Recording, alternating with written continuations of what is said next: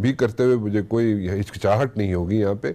जिस तरीके से उन्होंने कश्मीरी अवाम का केस लड़ा और जिस तरीके से उन्होंने पूरी दुनिया के सामने अपना मुद्दा पेश किया और जिस तरीके से उसके साइड बाय साइड उन्होंने मुलाकातें की, मेरे ख्याल में जितनी भी तारीफ़ की जाए कम है। ठीक है, कोताहियाँ होती हैं, गलतियाँ होती हैं, when you are working you are bound to make mistakes, लेकिन वो घर की बात है। मैं बाहर की बात कर रहा हूँ, यूनाइटेड नेशन की जनरल असेंबली की बात कर रहा हूँ कि वहाँ पे बहुत अच्छा काम हुआ। उसके अलावा जो उन्होंने वहाँ पे टाइम स्पेंड किया, अमेरिका के अंदर जो मीटिंग्स की, उन्होंने बड़े अहसन तरीके से पाकिस्तान का और कश्मीर का मुद्दा वहाँ पे पेश किया। उससे आगे थोड़े से चलते हैं जी, वापसी हो गई इमरान खान साहब की, लेकिन व्हाट नेक्स्ट। इमरान खान साहब कहा करते थे जाने से पहले कि मैं वापस आके स्ट्रेटजी बताऊंगा कि क्या स्ट्रेटजी इवॉल्व करनी है। नाउ स्ट्रेटजी, ऑब्वियसली मैं स्ट्रेटजी जो है, being a student of DSS, मैं ये नहीं चाहूँगा कि सारे कार्ड्स हम यहाँ पे सामने रख दें, लेकिन देन अगेन मैं ये ज़रूर जानना चाहूँगा कि डिप्लोमेटिक फ्रंट पे, जो कि हमारी फर्स्ट लाइन ऑफ डिफेंस है, वहाँ पे क्या हमारी स्ट्रेटजी होनी चाहिए, क्योंकि diplomacy is not a event, it's a on going process.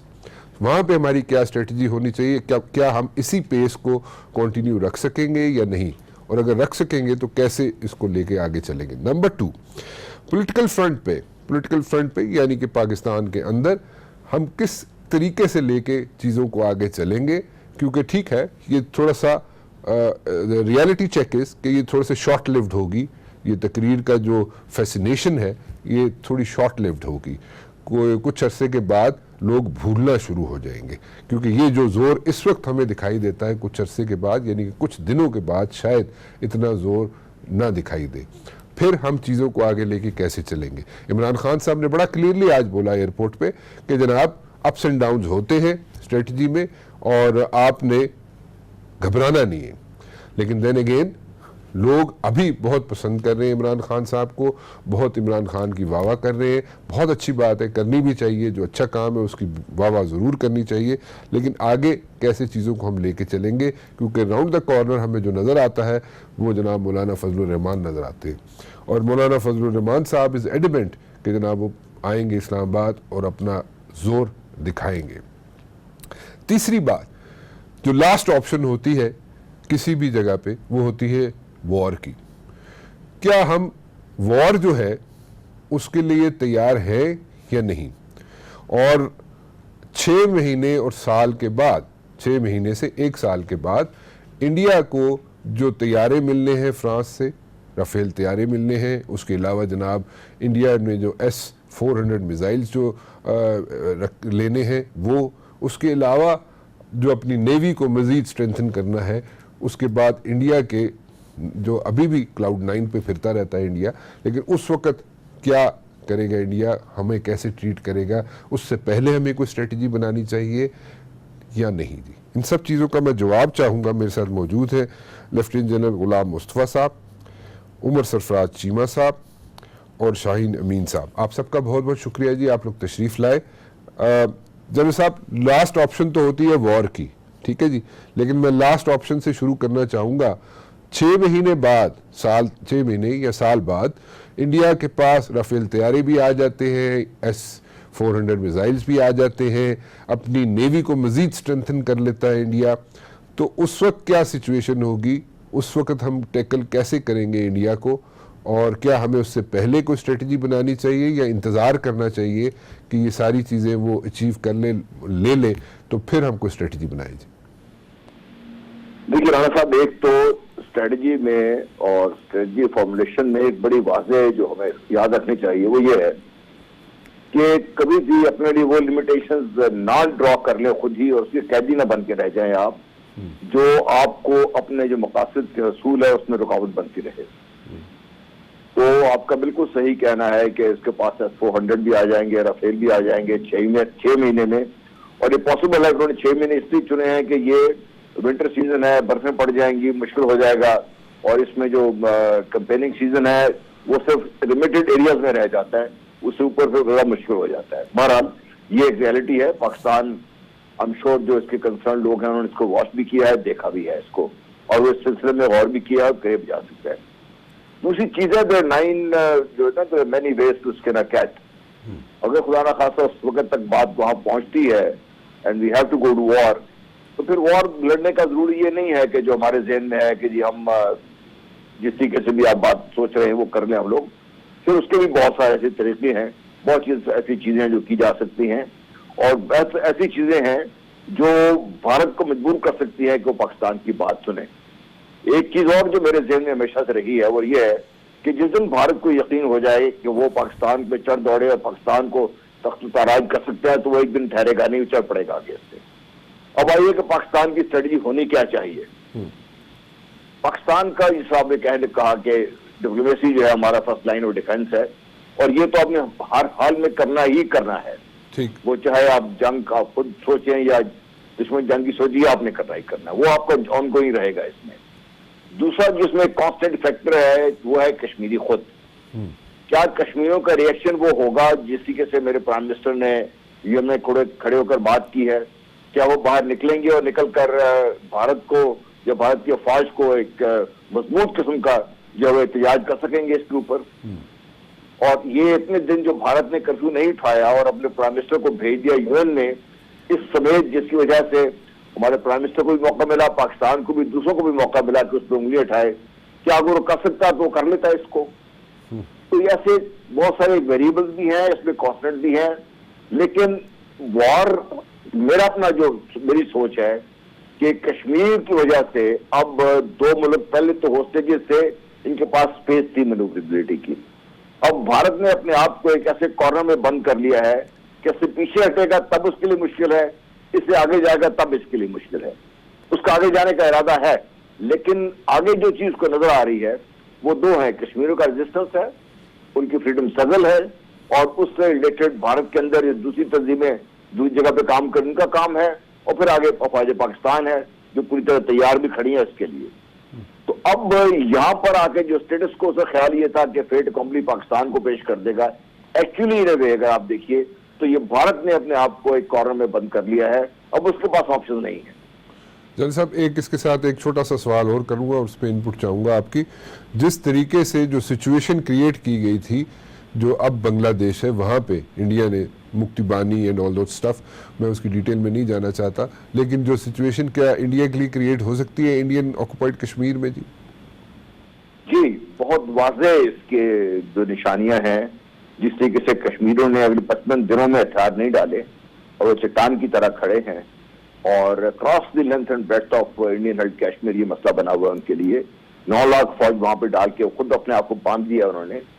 ये भारत के लिए एक बहुत बड़ा मसला उनका बन के खड़ा हो गया। इसके दो पहलू हैं, एक तो ये कि अंदरूनी तौर पर उनको इंतहाई स्ट्रॉन्ग रेजिस्टेंस का सामना करना पड़ेगा, और दूसरा ये कि अगर आप उस वक्त की तकारीर को देखिए जो इंदिरा गांधी ने की थी, और फिर आप उसको लिंक कीजिए जो मोदी ने खुद जाके बहुत बड़ी बड़ मारी थी बांग्लादेश में खड़े होकर, तो पाकिस्तान को एक्चुअली एक सैंक्शन है और इसके प्रेसिडेंस है। दुनिया ने भारत को उस वक्त कुछ नहीं कहा था, दुनिया अब पाकिस्तान को कुछ कहने की पोजीशन में नहीं होगी अगर पाकिस्तान भी इस तरीके से उनकी मदद करना चाहे और पाकिस्तान की मदद करे।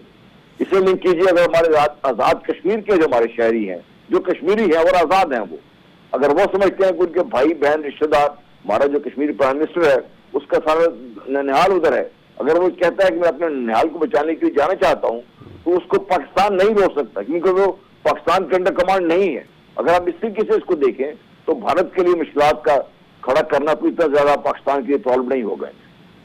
अच्छा शाहिद अमीन साहब, क्या ये पेस जो हमने पिछले कुछ दिनों में जिस पेस पे चल रहे थे इमरान खान साहब और उनकी टीम, जिस तरीके से कश्मीर का मसला उजागर कर रहे थे इंटरनेशनल फोरम पे, क्या इस पेस को हम कंटिन्यू रख सकेंगे, इसी तरीके से चल सकेंगे?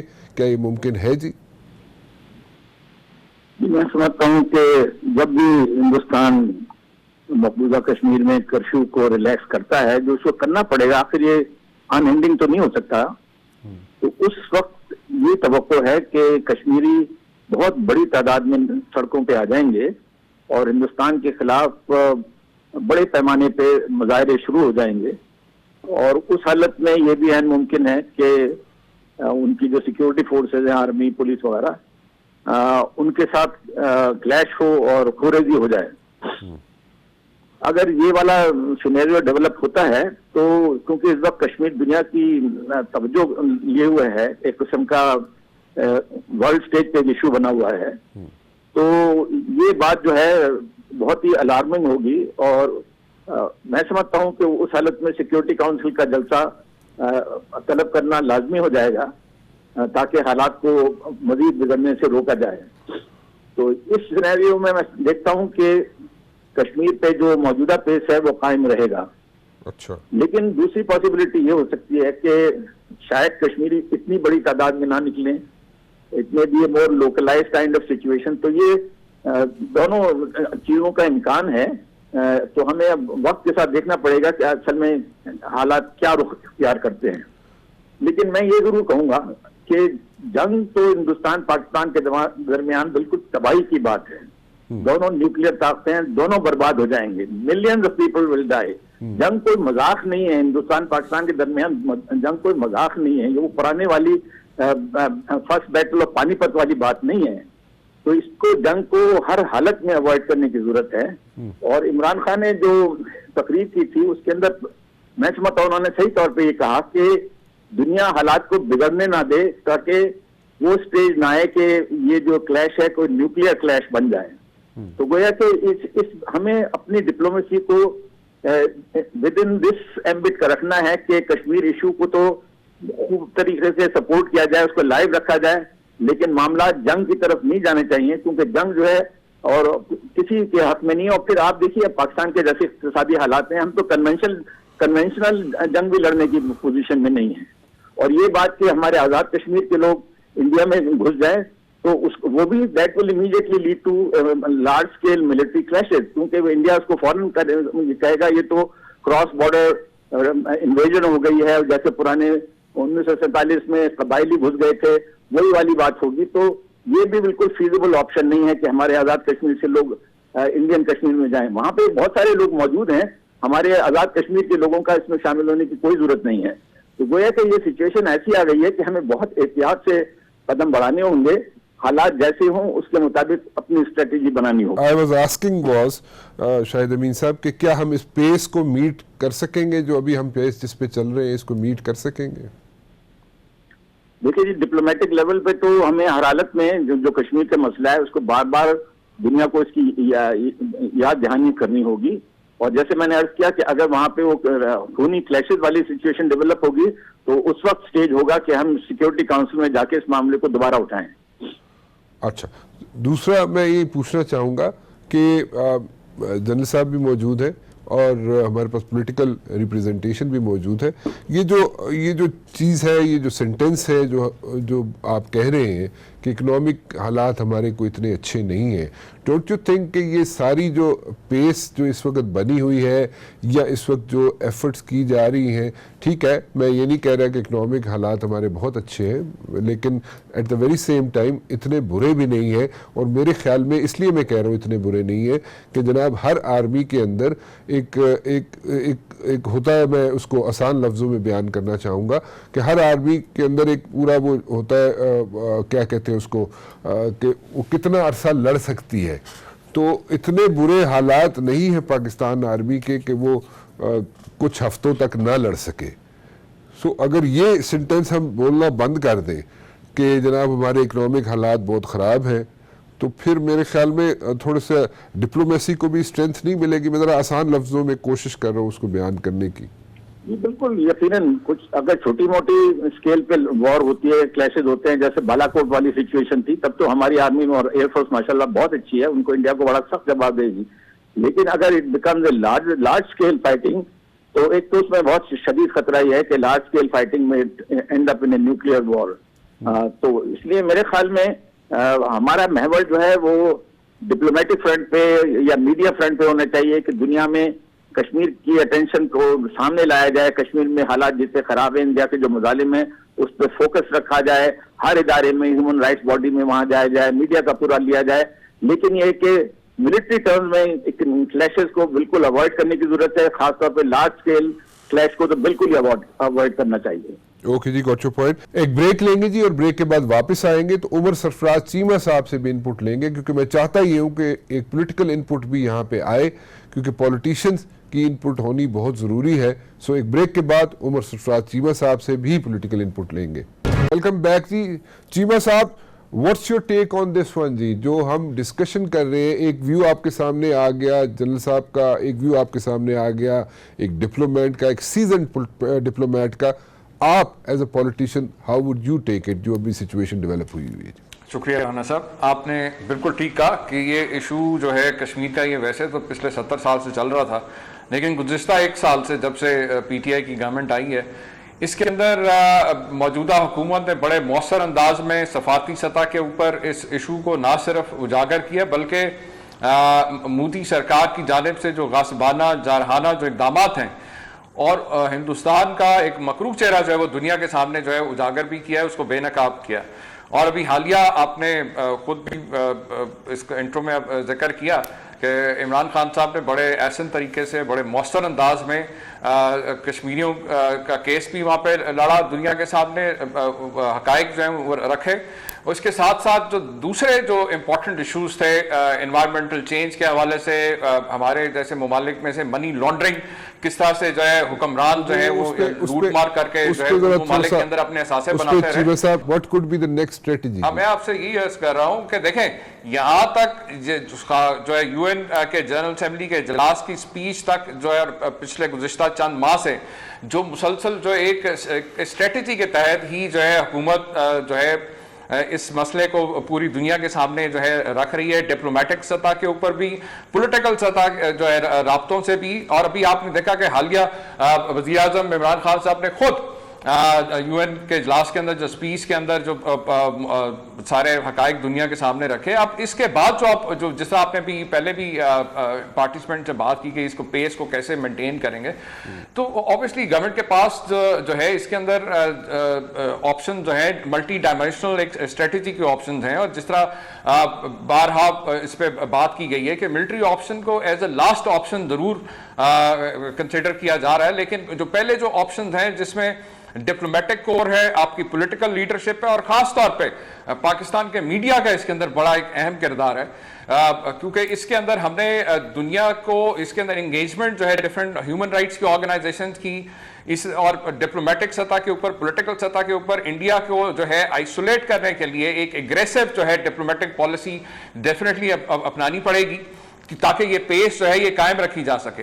तो अगर हम कहते हैं कि हम जंग नहीं करना चाहते, इसका ये मतलब नहीं है कि हमारे पास सलाहियत नहीं है। जिस तरह पहले भी जिक्र हुआ, पुलवामा के वाक़े के बाद भी आपने देखा कि बड़ा हमारी आर्म फोर्सेस ने बड़ा मुंह तोड़ जवाब दिया। तो ये कहना कि जी हमारी इकोनॉमिक कंडीशन या ऐसी हरगिज़ जो है कोई बात नहीं है।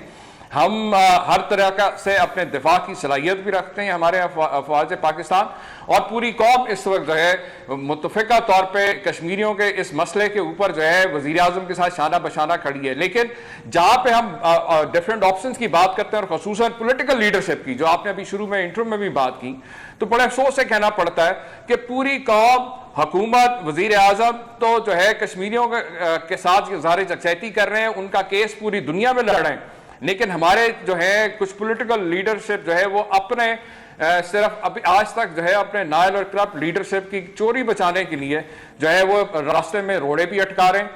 आए दिन जो है बेजा किस्म की तनकीद भी हम देखने में आ रहे हैं। तो उनकी जानिब से जो एक सपोर्ट होनी चाहिए थी इस इशू के ऊपर, क्योंकि ये इशू कोई इमरान खान साहब का कोई जाती इशू तो नहीं है, ना ही पीटीआई का कोई जाती इशू है, ये तो एक हमारा कौमी इशू है।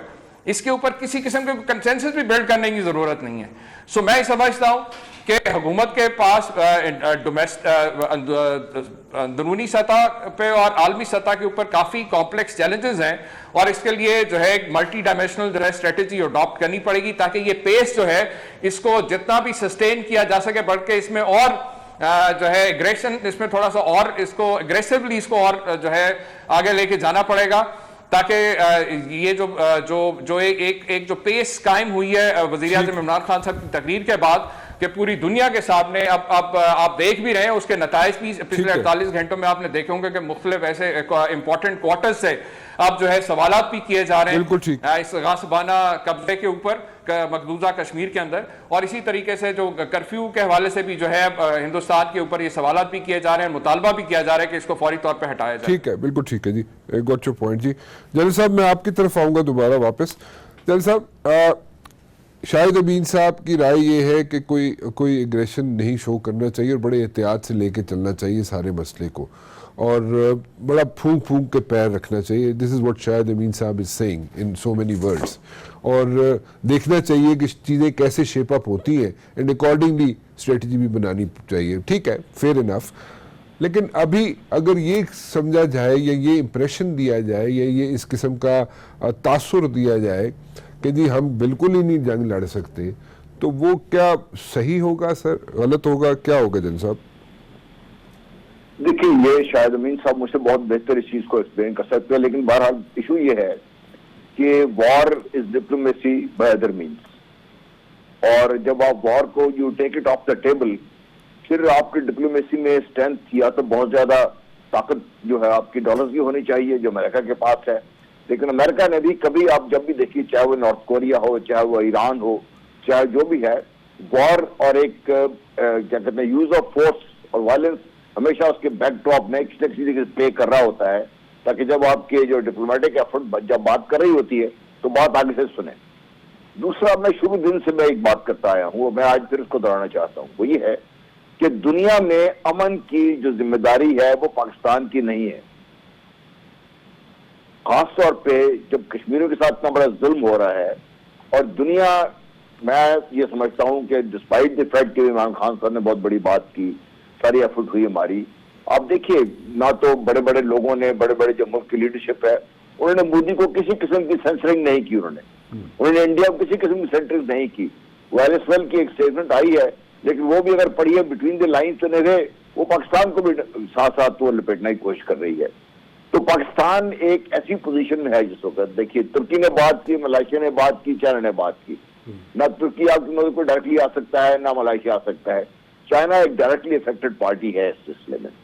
और जब आप उसको चाइना को वेस्टर्न करते हैं इसमें, तो देन यू रियलाइज कि पाकिस्तान के पास एक नहीं बहुत सारी ऑप्शंस हैं। और हम जब ये बात करते हैं कि जी इकॉनमी हमें नहीं लड़ना चाहिए, हमें अमन से रहना चाहिए, भाई आपको अगर अमन से कोई रहने नहीं देना चाहता तो फिर आप क्या करेंगे, उसको कहां तक चले जाएंगे आप उसके लिए? एक स्टेज आती है कि जब आपके पास वो प्रोग्रेसिवली आपकी ऑप्शन इतनी लिमिटेड हो जाती हैं कि फिर आप ना तो लड़ाई लेने काबिल रहते हैं, ना ही बात करने काबिल रहते हैं। तो ये भी एक बड़ी इंपॉर्टेंट चीज है कि पाकिस्तान ने क्या ये सही तौर पे डिटरमिन कर लिया है कि सारी मूव का, जो मेरे ख्याल में सैंक्शन थी from the western powers led by America और इजराइल, सारा कुछ है, इस मूव का मेन मकसद क्या है? Is it just to assimilate Indian held Kashmir and leave it there, और is it something bigger than what we are talking about? Is there a bigger game आपको नजर आती है जनरल साहब? Is there a bigger game behind all this? जी जी, मुझे तो पहले दिन से कभी कोई शक नहीं रहा, और पहले से बात करता हूं कि 1947 में जब कश्मीर को भारत को दिया गया था रेड क्लिफ अवार्ड किसी तरीके करके, सारा कुछ जो चक्कर चलाया गया था, वो मकसद क्या था? अगर आज खुदा ना खास्ता ये गिलगित बल्तिस्तान और जो आजाद जम्मू और कश्मीर भारत के जंगल से आजाद ना हुआ होता और वो उस जगह पे होते, तो आप देखिए पाकिस्तान कहां पे खड़ा होता। तो कश्मीर आपका गुजरात तक आता है, आपको पता होना चाहिए, बिम्बर तक आता है, आपको पता होना चाहिए, बंगला कश्मीर में आता है, आपको पता होना चाहिए इस चीज का। तो मैं कहने का मकसद मेरा ये है कि क्या पाकिस्तान ये अफोर्ड कर सकता है? नंबर एक। दूसरी जो मैं चीज बात करना चाहता हूँ वो ये है कि जब अमेरिका कहता है कि चाइना की जो एक्सपेंशन है वो हमें पसंद नहीं है, इंडिया उसके साथ स्ट्रेटेजिक पार्टनर है, तो चाइना की एक्सपेंशन को रोकना किस तरीके से बेहतरीन तरीका है उसको?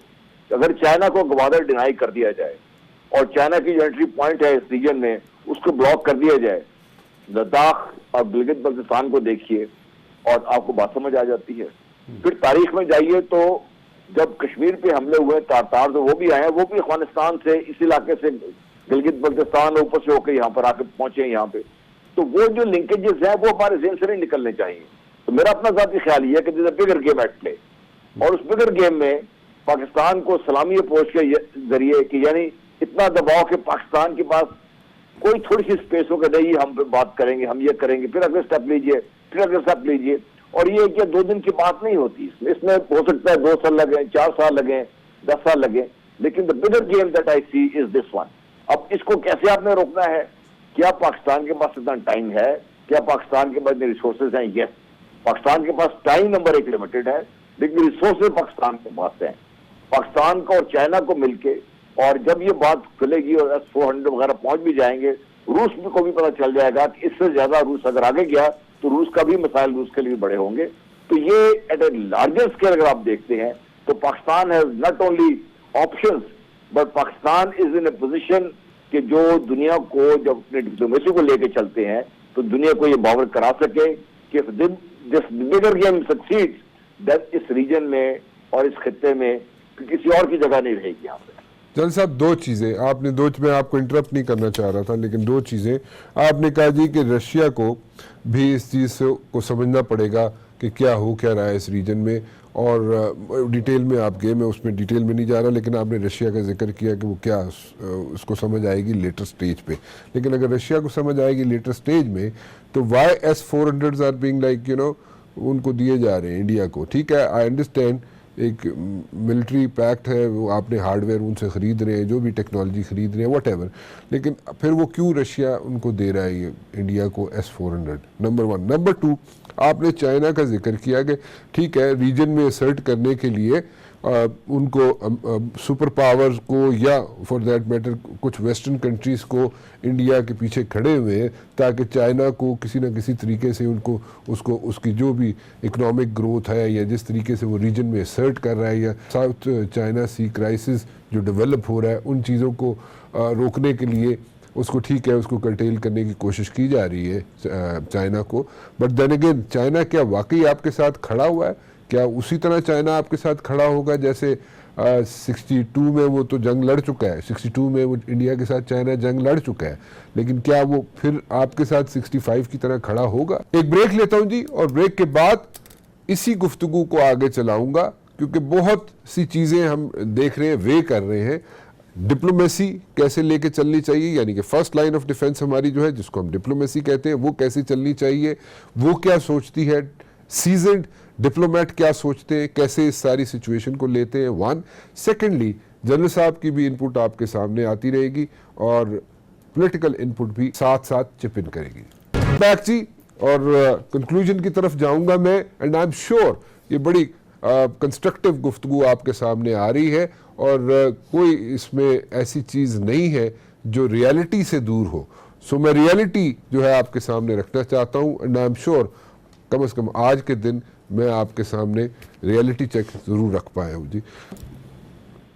देखिए, पहले रूस की हम बात कर लेते हैं कि रूस को जरूरत है डॉलर्स की, और वो ये डील S-400 की आज की नहीं है, ये पहले की है। और उस वक्त तक रूस को शायद ये बात उनके बाज़ नजर में नहीं गुजरी थी, लेकिन अब आई एम वेरी श्योर कि जिस तरीके से वो लॉन्ग टर्म स्ट्रेटेजिक थिंकिंग रूस की एक रवायत है, उनको भी ये बात समझ आएगी कि लेट्स से अमेरिका ने आके इस खत्ते में अपने आप के पहुंच जमा लिए, उसके बाद क्या होगा। इसीलिए रूस अफगानिस्तान में बहुत एक्टिव है, उसको सिर्फ दाइश या तालिबान का डर नहीं है, उसको डर ये है कि अगर अमेरिका यहाँ पे लॉन्ग टर्म अपने आप को सस्टेन कर ले तो क्या मसला बनेगा। बहरहाल ये तो रूस का है, रूस इस गेम में रिलेक्टेंट है, लेकिन उसमें शामिल इस हद तक है कि रूस ने ना तो इंडिया को डायरेक्टली मूव पे सपोर्ट किया है, ना ही पाकिस्तान के फेवर में उसने को बहुत स्ट्रॉन्ग को बात की है अभी तक। चाइना का मसला थोड़ा सा मुख्तलिफ है, चाइना पाकिस्तान के साथ नहीं है, चाइना चाइना के साथ है, चाइना के इंटरेस्ट हैं। हमारी कन्वर्जेंस है इस वक्त, और स्ट्रेटेजिक कन्वर्जेंस है, और ये स्ट्रेटेजिक कन्वर्जेंस अगले 100, 150, 200 साल तक रहेगी, जब तक चाइना ये समझता है कि उसका जो आउटरीच है वो स्टेज पे पहुंच गई है जहां पे उसको चाहिए थी, उस वक्त तक पाकिस्तान की उसको जरूरत है। और पाकिस्तान से मैं बात करता हूं तो ये जो एंट्री पॉइंट है उसका इस रीजन में, खास तौर पे अब ईरान से भी उसकी डील्स बहुत बड़ी हो गई हैं, हालांकि उसके पास ट्रेन रूट्स हैं ना अपना सेंट्रल एशिया से, लेकिन जो पाकिस्तान के थ्रू लिंकेज उसको मिल सकते हैं वो कहीं और नहीं मिल सकते। तो मिडिल ईस्ट एक और बड़ी खुल के सामने चीज है। तो चाइना इज पाकिस्तान के साथ एक स्ट्रेटेजिक कन्वर्जेंस भी है और एक स्ट्रेटेजिक अंडरस्टैंडिंग भी है, और दोनों के इस वक्त जो मुखालफत तो दुश्मनी या कह लीजिए आप, वो भी सब वाजे है। और अमेरिका की जो चेंज इन थिंकिंग है, जो पिछले स्ट्रेटजी पेपर आए हैं जिसमें उन्होंने कहा कि टेररिज्म तो तकरीबन दुनिया से हमने खत्म कर लिया है, अब नेक्स्ट स्टेज पे हमें रूस और चीन के खिलाफ जंग लड़ने के लिए तैयारी करनी है। ये वो चीज है जिससे मैं ये समझता हूं कि चाइना और रूस और पाकिस्तान, फिर ईरान, तुर्की, ये मिलकर एक ऐसी एक फोर्स बना सकते हैं यहाँ पे, जिससे इस खत्ते में भी स्टेबिलिटी होगी और जिससे ये जो एक्सपेंशनिस्ट डिजाइन हैं बुद्धि लेड इंडिया के सपोर्टेड बाय क्या कहते हैं अमेरिका एंड इजराइल, वो भी चेक में लाए जा सकते हैं। चले लेट्स सी दैट। इसमें कोई थोड़ी सी एक चीज बताइए, कितना आप समझते हैं, क्योंकि टाइम स्पैन पूछना बड़ा गलत होता है, लेकिन फिर भी आप क्या समझते हैं कितने अरसे तक शेप अप हो सकती हैं चीजें?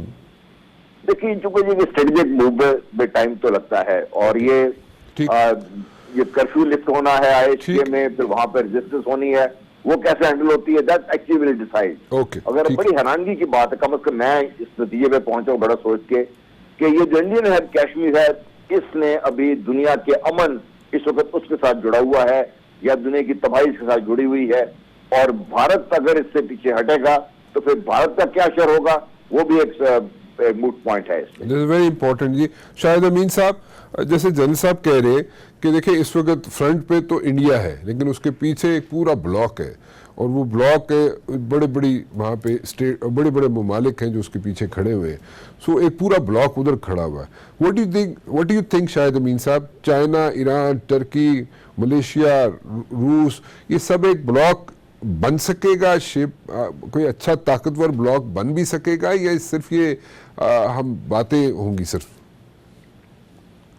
लेकिन ये फ्यूचर को प्रेडिक्ट करना बहुत मुश्किल है, लेकिन मुझे कोई आसार नजर नहीं आते कि ऐसा होगा। अच्छा, मैं खुद रूस में भी पाकिस्तान का सफीर रहा हूँ, और मुझे याद है कि उनके डिप्टी फॉरेन मिनिस्टर ने मुझे एक दफा ये बात कही थी कि रशिया ने इंडिया में इतना बड़ा इन्वेस्टमेंट किया हुआ है ओवर द इयर्स कि जब कभी कोई सिचुएशन आएगी कि रशिया को चूज करना होगा इंडिया पाकिस्तान के दरमियान, it will always choose India. अच्छा। और अब आपने देखा पिछले दिनों भी पुतिन की और मोदी की मुलाकात वगैरह हुई थी, और काफी जो अल्फाज इस्तेमाल किए गए थे दोस्ती के, वो ये दिखाते हैं कि Russia remains a very close friend of India, और उस पॉलिसी में कोई मुझे चेंज आने की नजर नहीं आती। लोग एक उम्मीद में है कि शायद रशिया, चाइना, पाकिस्तान का किसी कोई अलायंस बन जाएगा, लेकिन मुझे उसके आसार नजर नहीं आते हैं। ऐसा नहीं होने वाला, कम से कम इन द फोर्सिएबल फ्यूचर। बहुत लंबे फ्यूचर की बात करना तो मेरे ख्याल में जरूरत नहीं है। So in the near future आपको ऐसी बात नजर नहीं आती? की तो आप हालात देखें ना, इस वक्त हमारे वज़ीर आज़म ने बहुत अच्छी तकरीर की, यकीनन मैं समझता हूँ इससे बेहतर तकरीर कश्मीर के कॉज में किसी पाकिस्तानी प्राइम मिनिस्टर ने नहीं की। ठीक। लेकिन when you look at the reality, 3 मुल्कों ने आपकी हिमायत की है, तुर्की, मलेशिया एंड चाइना। और चाइना की हिमायत भी जरा more in the context of Ladakh, किसी इस्लामी मुल्क ने आपकी हिमायत नहीं की जी। तो ये देखिए, इन हालात में इंटरनेशनल सिनेरियो पाकिस्तान के फेवर में नहीं है। ठीक। What is strongly in favour of the Kashmir issue, जिसके रेजोल्यूशन का वो एक है कि कश्मीरी अवाम में जो जज्बा आजादी है वो इतना ज्यादा शदीद है कि over a period of time अगर उनका मोमेंटम जारी रहा तो इंडिया के अंदर रीथिंकिंग आएगी। This is the best hope for a solution of the Kashmir problem, not what Pakistan does. जंग वगैरह या अगर किसी किस्म की जिहादी एक्टिविटी की गई तो उसका फायदा इंडिया को होगा, पाकिस्तान को नहीं होगा। तो इन हालात में देखते हुए मैं समझता हूं हमारे पास बेस्ट ऑप्शन यही है कि कश्मीर की मॉरल डिप्लोमेटिक हिमायत जारी रखें, जहां पे भी ये इशू को रेस कर सकते हैं उसको रेस करें, खासतौर पे ह्यूमैनिटेरियन बॉडीज में, मीडिया के अंदर पूरी कोशिश करें, लेकिन इससे आगे मत जाइए। अगर इससे आगे आप गए तो फिर वही वाली बात हो जाएगी कि खुदा न खास्ता will be heading towards a war, और इस वॉर में अनलाइक 1965 कोई मुल्क आपकी हिमायत को नहीं आएगा। Let me make a prediction, या खुदा न खास्ता अगर जंग हुई कोई मुल्क आपकी मदद को नहीं आएगा, जिसके अंदर सऊदी अरब भी शामिल है। ठीक। तो हालात का बड़े ठंडे दिल से जायजा लेने की जरूरत है। जो ऐसे पहले वॉर एंड पीस के इश्यूज जो हैं जज्बात पे नहीं बनाए जाते, ठीक। हार्ड रियलिटी को सामने रख के बनाए जाते हैं। ओके, बिल्कुल ठीक है जी। बड़ी आपने बड़ी अच्छे तरीके से सारी चीज़ें बता दी। चीमा साहब, लास्ट कमेंट जी। चीमा साहब, बड़ी रियलिटी चेक्स आ रहे हैं, जनरल साहब भी रियलिटी बता रहे हैं, शायद अमीन साहब ने भी बड़े खुल के अपनी जितना निचोड़ था उनके सफारती उनका एक्सपीरियंस था उन्होंने भी सामने रख दिया कि इस वक्त आपके पास दोस्त कम है और लार्जर गेम डिफरेंट है। मैं सिर्फ ये पूछना चाहूँगा आपसे कि हमारा जो डिप्लोमेटिक फ्रंट है, हुकूमत जिसको लेके चल रही है, उसमें मुझे जो नज़र आता है इमरान खान साहब इनिशिएटिव लेते हैं तो सब अच्छा हो जाता है, लेकिन अदर देन दैट ज़रा थोड़ा सा मुश्किलात होती हैं। सो ये इमरान खान साहब खुद लेके इसको कैरी ऑन करते रहेंगे इसी सारी जो जद्दोजहद है इंटरनेशनली, या आपके और भी लोग इसमें चिप इन होंगे जी? देखिए राना साहब, जैसे मैंने आपसे पहले अर्ज़ किया कि मौजूदा हुकूमत की जो सफारती जो पॉलिसी है और ख़ुसूसन एक जो हुकूमत जिसको वज़ीर आज़म इमरान खान साहब लीड कर रहे हैं, उसकी पिछले 1 साल के अंदर आज की तारीख तक जितनी भी सफारती कामयाबियाँ हैं उसकी यही वजह है कि हमारे पास जो भी ग्राउंड रियलिटीज़ को सामने रखते हुए ही एक स्ट्रेटजी ऑप्ट की गई और उसी के तहत यहाँ तक अभी तक जो है मामला को चलाया जा रहा है। वरना आपको भी पता है कि जब से ये पिछले कश्मीर का मसला ये शुरू हुआ है, ज़्यादा ये दोबारा जो ऑक्यूपेशन हुई है इंडियन फोर्सेस की पिछले 54 दिन से, तब से हमारे अपने मुल्क के अंदर काफ़ी जहाद के हवाले से, जंग के हवाले से काफ़ी ज़्यादा एक स्ट्रॉन्ग ओपिनियन आ रहा था। लेकिन हुकूमत ने बड़े तहम्मुल के साथ जो है एक कामयाब लायामल के तहत जो है पॉलिसी को जो आगे लेके चल रहे हैं और आइंदा भी इंशाल्लाह ताला आप देखेंगे कि ऐसा ही होगा। मैं ये पूछना चाह रहा हूँ चीमा साहब कि अभी देखिए, मैं पेस की बात करता हूँ क्योंकि पेस की बात मैंने सबसे की, मैं शायद अमीन साहब से भी की। मैं ये पूछना चाह रहा हूँ कि आपके देखिए इमरान खान साहब खुद इनिशिएटिव लेते हैं ना, तो वो चलता रहता है काम, उसमें सब लोग उनको सीरियसली लिया जाता है, इंटरनेशनली भी सीरियसली लिया जाता है। उस पाए का पॉलिटिशियन एज सच मुझे कोई नज़र नहीं आ रहा। तो क्या और लोग चिप इन किए जा सकेंगे कि एटलीस्ट वो इमरान खान के पास ही is got too much on his plate? तो वो मैं ये पूछ रहा हूँ कि कोई और लोग चिप इन किए जा सकते हैं ये सारी इंटरनेशनल लड़ाई लड़ने के लिए, या जो एग्जिस्टिंग लोग हैं जो हमारे पास मौजूद हैं उन्हीं से ही एग्जॉस्ट कराई जाएगी फर्स्ट लाइन ऑफ डिफेंस को या डिप्लोमेसी को? खान साहब, जैसे मैंने आपसे पहले कहा कि हमारी खुशकिस्मती कि इमरान खान साहब जैसा एक ऑनेस्ट, सिंसियर और क्रेडिबल लीडर जो है इस हमारी हुकूमत को लीड कर रहा है। जहाँ पे आप बात जो मैंने आपसे पहले भी अर्ज किया था, देखें एक पॉलिटिकल लीडरशिप का रोल है। आपकी 2 बड़ी एस्टेब्लिश पॉलिटिकल पार्टीज की लीडरशिप जो है उसको भी अपना रोल अदा करना चाहिए। जो 6 दफा हुकूमतों में रह चुके हैं उनके सारे असासे जायदादें इन्हीं मुल्कों के अंदर है जिनका आप जिक्र कर रहे थे, जो भी इस वक्त जो है लाइन की दूसरी तरफ खड़े हैं, उनको अपना रोल अदा करना चाहिए कश्मीरियों के हक के लिए, लेकिन वो अपना रोल नहीं अदा करे। लेकिन जहाँ पे मैं समझता हूँ कि वजीर आजम के साथ साथ जो फॉरेन मिनिस्टर और उनकी टीम है वो भी बिल्कुल दिन रात काफी मेहनत कर रहे हैं और ये जो कामयाबी है इस सब की इसमें कंट्रीब्यूशन है। ठीक है जी, बहुत बहुत शुक्रिया जी आप सबका, आप लोग तशरीफ लाए। मेरे ख्याल में बहुत कंस्ट्रक्टिव गुफ्तगू हुई थी और बहुत सी चीज़ें खुल के सामने आई और यही मकसद होता है एक अच्छी चीज़ को सामने ले, यही मेरा मकसद होता है कि मैं अच्छी चीज़ को सामने लेके आऊँ क्योंकि कोई ना कोई उसमें से कोई नताइज निकल सके कि सोच जो है बिल्कुल क्लियर हो हम लोगों की कि एक जनरल साहब जो सारी ज़िंदगी जिन्होंने फ़ौज में गुजारी उनकी सोच क्या है, शायद अमीन साहब जो कि एक डिप्लोमेट रहे हैं सारी ज़िंदगी उनकी सोच क्या है, और एक पॉलिटिशियन वो जो ग्राउंड रियलिटीज़ के साथ जुड़े होते हैं बिल्कुल बहुत मजबूती से, यानी कि मासेस के साथ उनका डायरेक्ट लिंक होता है, उनकी सोच क्या है। सो सारी सोचें आपके सामने हैं जी, फैसला आप लोग खुद कीजिएगा। फ़िलहाल राना मुबशिर को इजाज़त दीजिए, अल्लाह हाफिज़।